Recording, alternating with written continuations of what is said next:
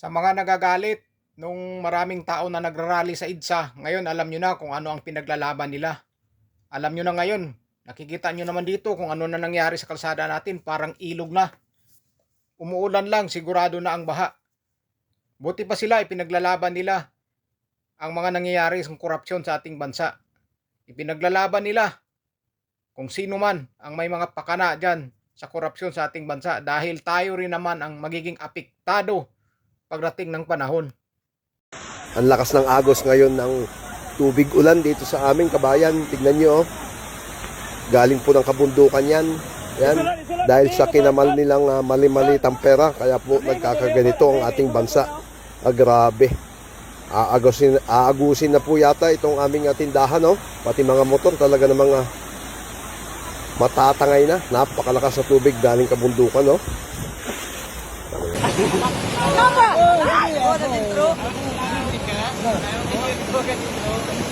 Nah, sige. Ikaw, mutang din. Oh. Mutang din. Kagaya kakarot eh. Ito nga. Makarot yan.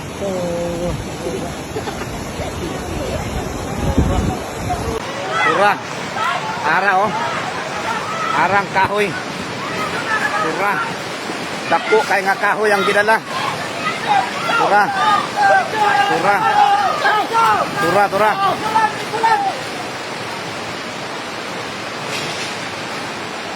Grabe, nag-overflow na.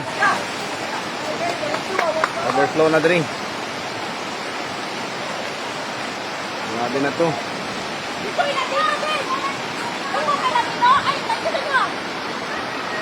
Ang dating matindugan ako, draga na karon dili na gyud matindugan. Grabe ka, kusog na. Ari na mga kusog na kayo ang baha. Duha ka dagkong kahoy ang nadala. So kini padulong ni dito sa housing ni Manny Pacquiao ang mga kabalayan.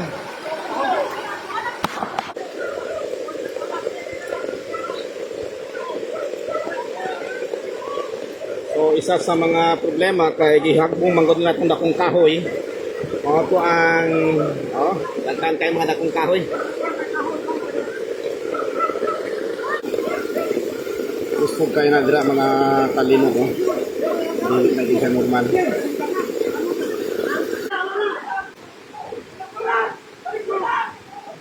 Naanapoy dako kayo. Maginala, hari.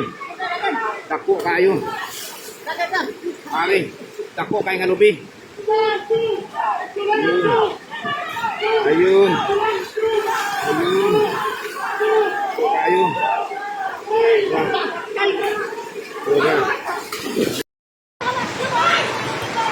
So grabe na gid ka kusog ko. Grabe na di na mapugngan dia. Grabe. Grabe na gid ka kusog ko tura.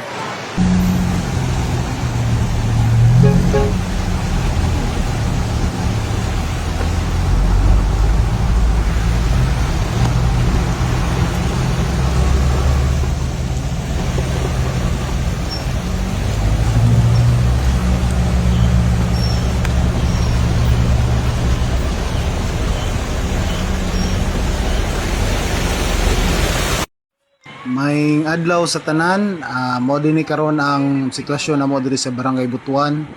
Ingani kadako ang baha. Makita na to guys, ang eskwelahan sa Butuan Elementary School na sudlan na gid siya og tubig. Ingana kalapad guys ang baha karon diri sa Barangay Butuan. Di pa mo sigurado ang update og na-open na bagyod ang artificial dam sa bukid. Magpasalamaton ta sa tanan guys, luyo aning maot nga panahon og nagdagom guys. Nakita gyapon nato guys, nasa tong duol, misidlak na ang ulo ni Haring Adlaw guys.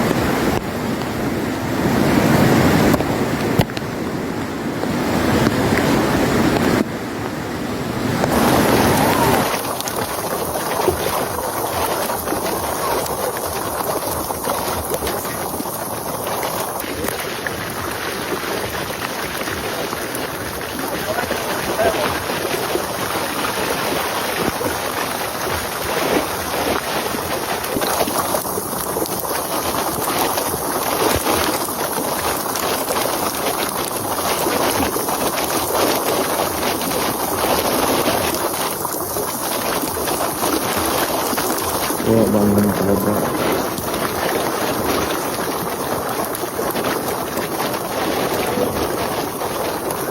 Okay, mo ni ang sitwasyon ron din sa Metro Colon. Nagala, no? Grabe ya. Sa taas ng tubig. Hundang ng uwan, pero ang tubig, yun mahubas. Para yung paghapon siya ng uwan. Pero barado ng ganyan kinipita. Paas yun kayo. Nagyapo yung mga kuwan rin, mga umagi na yung motor. Nagyapo yung mga sakinan, nagyapo yung pisa taman.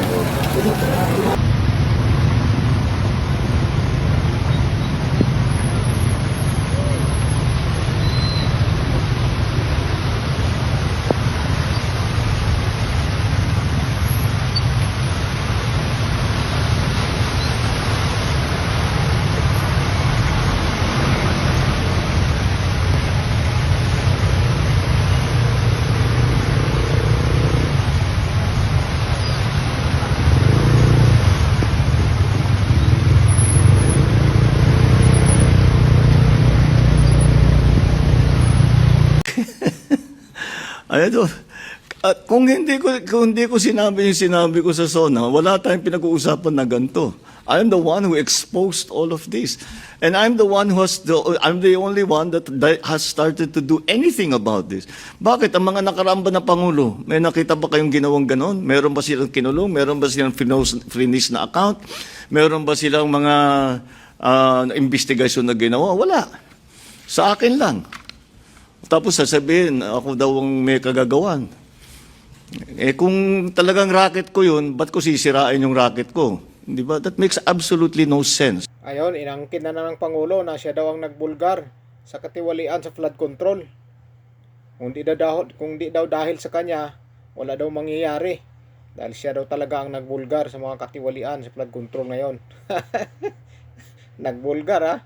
Nagbulgar, sabi nga niya noon, may 5,500 flood control na raw na natapos. Yun pala, ay wala.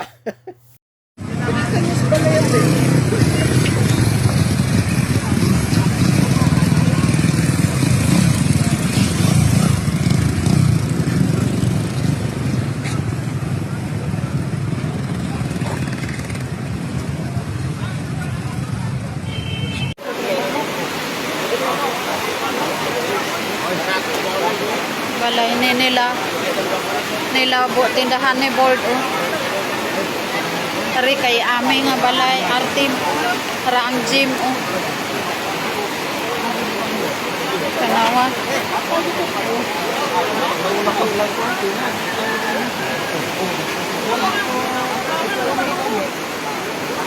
Abot sa may barangay hall.